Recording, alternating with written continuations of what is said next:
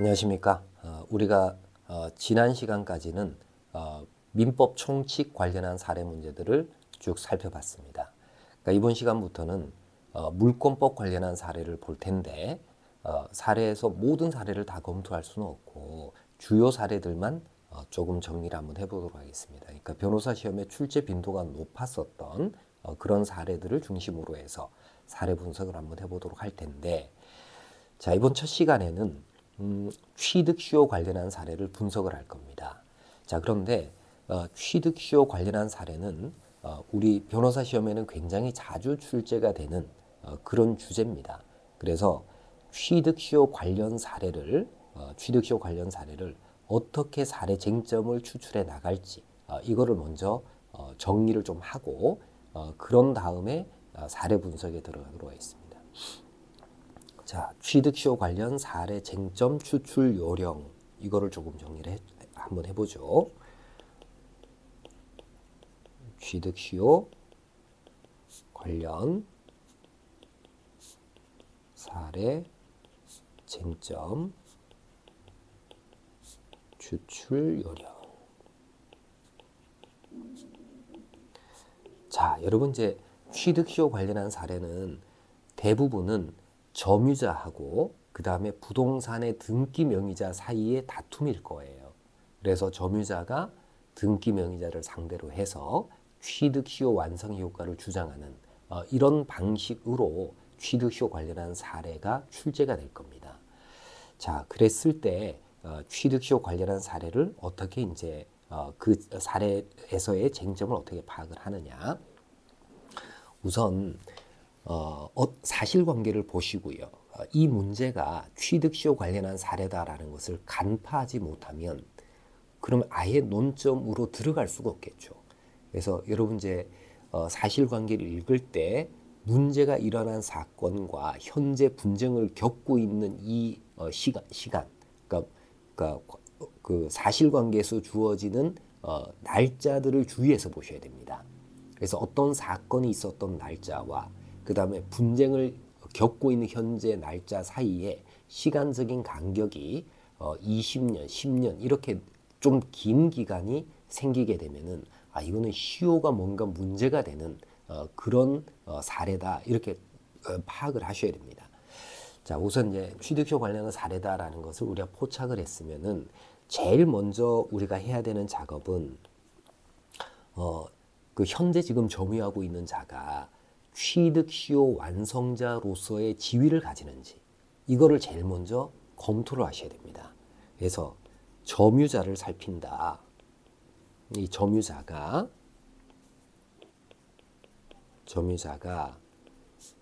취득시효 완성자로서의 지위를 가지는지,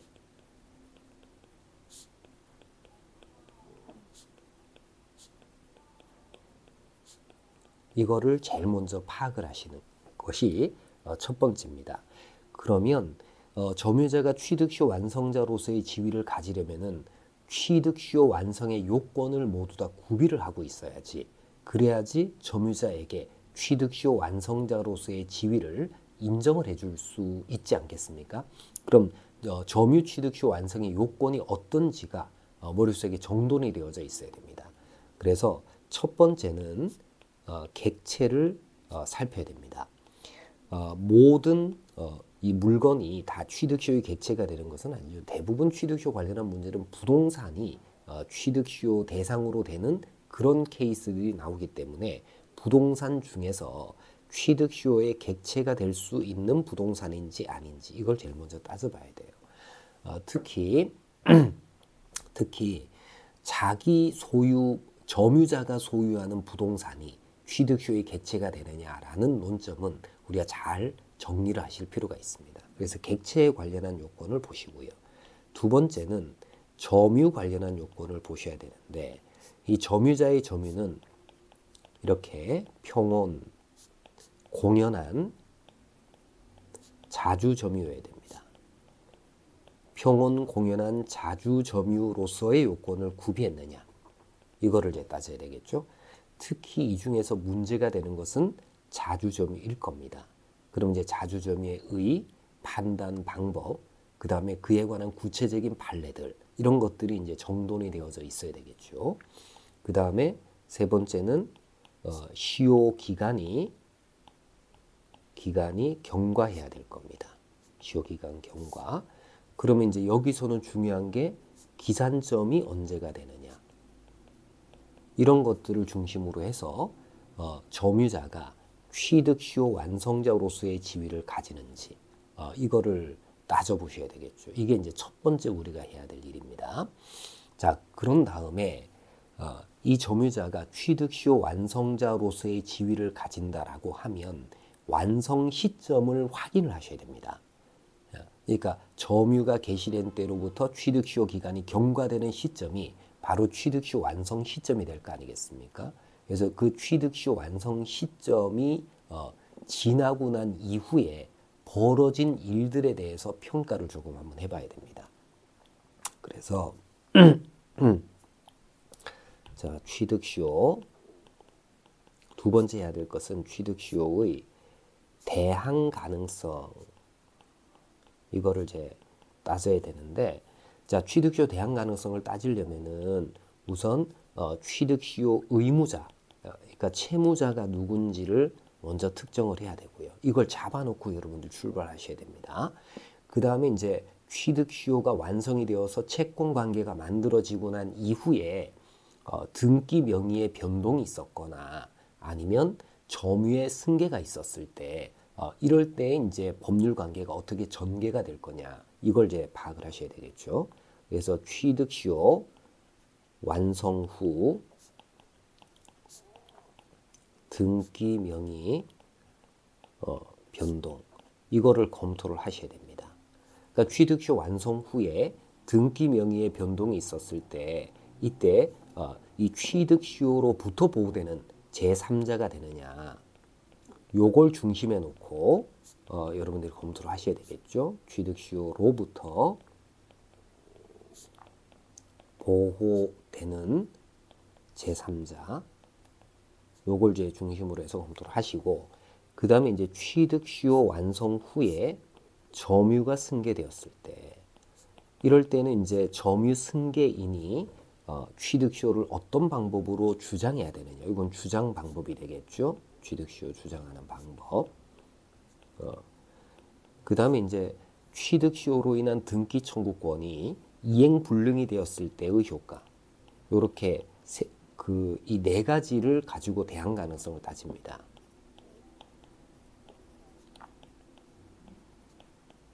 이행 불능의 효과. 그래서 요 네 가지를 가지고 취득시효 대항 가능성을 따져야 되겠죠. 그죠? 자, 그런 다음에 세 번째 우리가 검토를 해야 될 것은 점유자 앞으로 소유권 등기가 맞춰지게 되면 점유자가 소유권을 취득하지 않습니까? 그러니까 취득시효로 인한 소유권 취득의 효과라는 것도 검토를 해봐야 돼요. 로 인한 소유권 취득의 효과. 그럼 이제 소유권을 취득할 때 소급효가 있지 않습니까? 그죠? 그리고 원시 취득이죠. 그러면 여기서 어떤 문제가 생기느냐면은 취득시효 기간 진행 중에 설정된 권리라는 것이 이 취득시효 목적물에 존재하는 권리가 즉 소유권 이외의 권리나 부담, 제한물권이나 부담이 취득시효로 인해서 소유권을 취득하는 자에게 인수가 되어야 되느냐 말아야 되느냐 요거 이제 따져야 되겠죠. 그죠? 취득시효 목적물의 제한물권이나 혹은 부담 이것이 인수되느냐.